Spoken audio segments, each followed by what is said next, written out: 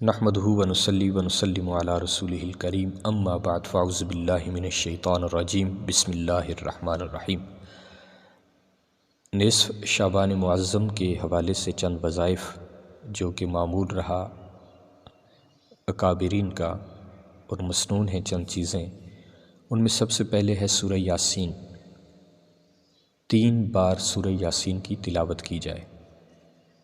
دوسری چیز سورہ الدخان، اس کی پہلی 8 آیتیں 30 مرتبہ یا پوری سورت 1 بار مکمل اس کی تلاوت کی جائے۔ تیسری چیز دعائے یونس، 1 تسبیح لا الہ الا انت سبحانک انی کنت من الظالمین۔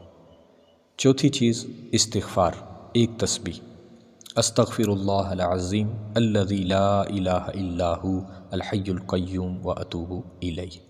5ویں چیز ہے درود پاک، 1 تسبیح اللہم صلی علی سیدنا و مولانا محمد وعلی آلہ وصحبہ وبارک وسلم وصلی علیہ۔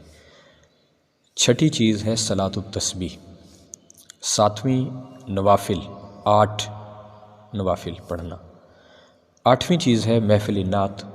9ویں چیز ہے محفل ذکر، اور آخر میں دعا۔ اور دعا میں بھی اگر اس دعا کو شامل کیا جائے اللہم انک عفو تحب العفو فاعف عنی یا کریم۔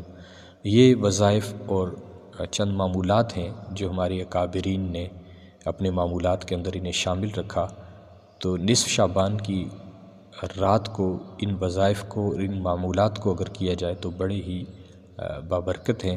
دعا ہے کہ اللہ کریم ہم سب کو عمل کی توفیق عطا فرمائے اور دنیاوی اور اخروی کامیابیاں عطا فرمائے، آمین بجاہ النبی الامین۔